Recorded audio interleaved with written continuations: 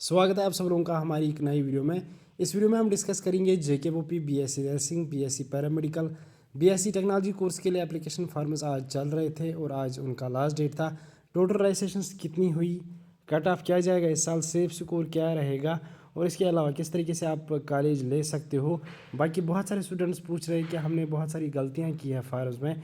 किसी ने नेम गलत लिखा है, किसी ने फ़ोटो अपलोड गलत किया है, किसी की कैटेगरी गलत हो गई है, किसी को कोई स्पेलिंग मिस्टेक हो गई। तो उन फार्मर्स के साथ क्या होगा, क्या वो फार्मर्स रिजेक्ट किए जाएंगे या करेक्शन डेट्स निकाले जाएंगे, इसके रिगार्डिंग हम डिस्कस करेंगे। इसके अलावा यहाँ पे आपके पास टोटल अभी लगभग 15-20 दिन रह चुके हैं एग्ज़ाम के लिए। तो इन 15 दिनों में आपको क्या करना चाहिए, जितने भी आपके सारे डाउट्स हैं ये क्लियर हो जाएंगे इस वीडियो में। वीडियो ज़रूर एंड तक देखना। सबसे पहले आप सब लोगों से रिक्वेस्ट रहेगी कि अगर आपने अभी तक हमारी चैनल को सब्सक्राइब नहीं किया है, सब्सक्राइब जरूर करना। इसके अलावा हमारे साथ व्हाट्सएप टेलीग्राम पर जुड़ सकते हो, लिंक आपको डिस्क्रिप्शन में मिल जाएगी, कमेंट बॉक्स में मिल जाएगी। हमने जेकेओपी के रिगार्डिंग व्हाट्सएप ग्रुप बनाया हुआ है, उसको ज्वाइन ज़रूर करना। बाकी जितना हो सके इस वीडियो को शेयर करना ताकि आपके वैसे और भी स्टूडेंट्स की हेल्प हो जाए, उन तक भी अपडेट पहुँच जाए। तो चलिए वीडियो को स्टार्ट कर लेते हैं।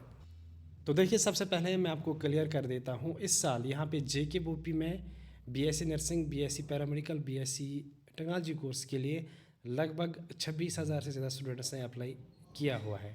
अब यहाँ पे डेट आज शाम तक है, हो सकता है एक्सटेंड किया जाए 1-2 दिन के लिए, लेकिन जहाँ तक मुझे लगता है कोई चांस नहीं है। अगर करते हैं तो वो देखा जाएगा। अगर यहाँ पे एक्सटेंड हो जाता है तो शायद 30,000 रजिस्ट्रेशन भी हो जाए, लेकिन वो बाद की बात है। फ़िलहाल के लिए मैं आपको बता देता हूँ, लगभग 26,000 से ज़्यादा रजिस्ट्रेशन हो चुकी है।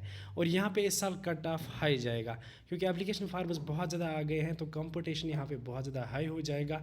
इसके अलावा यहाँ पे मैं आपको बता देता हूँ, जो गवर्नमेंट कॉलेज है उनमें बहुत सारे स्टूडेंट्स जाना चाहते हैं, तो ऑब्वियसली कोई गवर्नमेंट की सीट छोड़ता नहीं है, तो यहाँ पे कट ऑफ हाई ही चला जाएगा। अब कितना हाई चला जाएगा वो मैं आपको समझा देता हूँ।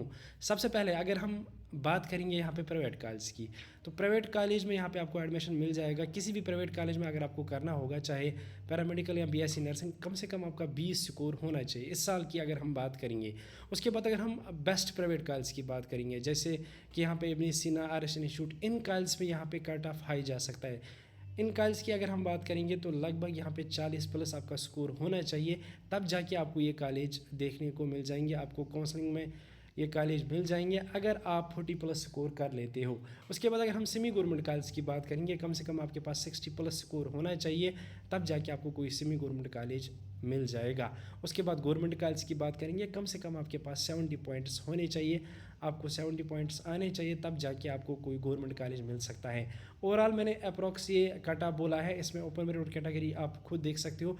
बाकी यहाँ पे जो कोर्स वाइज कट ऑफ है वो अलग से हो जाता है, कॉलेज वाइज अलग से हो जाता है और कैटेगरी वाइज अलग से हो जाता है। उनके वीडियोस हम अलग से बनाएंगे, एक एक करके हम आपको वीडियो देते रहेंगे हमारी चैनल पे, तो चैनल को ज़रूर सब्सक्राइब करके रखना। फ़िलहाल आपके लिए मैं बता रहा हूँ ताकि आप एग्ज़ाम में नेगेटिव मार्किंग ना करो, तो उसके लिए मैंने आपको ओवरऑल यहाँ पे अप्रॉक्स कट ऑफ बता दिया किस हिसाब से आपको पेपर को करना है। तो सेफ स्कोर की बात करेंगे, कम से कम आपके पास 30 पॉइंट्स होने चाहिए, वो एक सेफ स्कोर माना जाएगा, आपको किसी कॉलेज में एडमिशन उससे मिल जाएगा।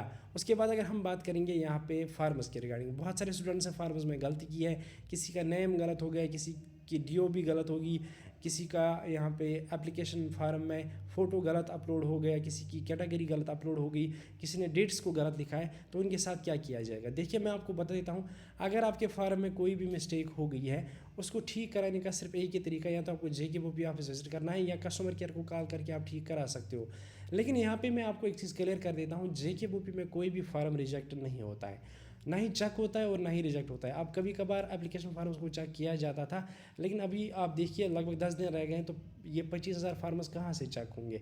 और अगर चेक होते भी है, आपको मैसेज आ जाती है, आपको पता चल जाता है क्या फ़ॉल्ट है, तो वो आप ठीक कर सकते हो। इसमें कोई भी फार्म रिजेक्ट नहीं होता है। अब बहुत सारे स्टूडेंट्स क्या करते हैं, वो गलती से कोई कैटेगरी रख देते हैं या डेट गलत डाल देते हैं कैटेगरी का, या कैटेगरी वैलिड नहीं होती है, तो उन स्टूडेंट्स के साथ भी यहाँ पे कुछ नहीं किया जाता है, सिर्फ उनको ओपन मेरिट में रखा जाता है, बाकी फार्म वगैरह रिजेक्ट नहीं होता है। इसके अलावा बहुत सारे स्टूडेंट्स पूछते हैं कि हमने बहुत सारी मिस्टेक्स की हुई है, क्या हमें एग्ज़ाम में अलो किया जाएगा। हाँ, आप एग्ज़ाम दे सकते हो, आपका एडमिट कार्ड भी आ जाएगा, कोई इशू नहीं है, कोई मसला नहीं है, आप आराम से एग्ज़ाम में बैठ सकते हो, आराम से एग्ज़ाम दे सकते हो। बाकी जब काउंसलिंग का टाइम होगा, उस टाइम आपको बता दिया जाएगा कि आपने ये कैटेगरी गलत दी है, उस टाइम आपको फिर से मौका दिया जाएगा और आप उन करेक्शंस को ठीक कर सकते हो।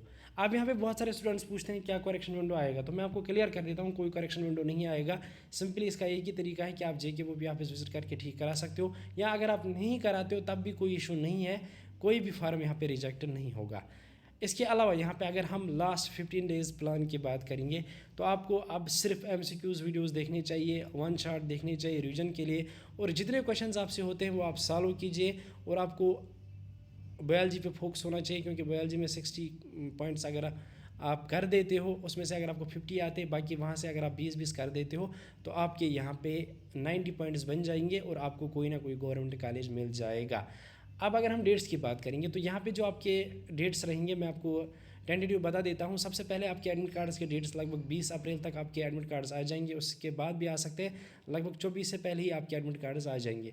उसके बाद यहाँ पे 26 को आपका एग्ज़ाम है, 26 अप्रैल को। उसके बाद आंसर की 26 को शाम को या 27 को आ जाएगी सुबह तक, तो उस टाइम आपको पता चल जाएगा, हम आपको अपडेट दे देंगे। उसके बाद रिज़ल्ट जो आपका होता है वो PDF फॉर्मेट में आ जाता है, वो 20 डेज़ के बाद किसी भी टाइम आ सकते हैं, कभी कभार 30 डेज़ लग जाते हैं, कभी कभार 40 डेज़ लग जाते हैं। उसके बाद रिज़ल्ट आने के बाद यहाँ पे काउंसलिंग स्टार्ट हो जाती है, उसके लिए अलग से नोटिफिकेशन आ जाती है, उसके लिए मैं आपको नोटिफाई कर दूंगा।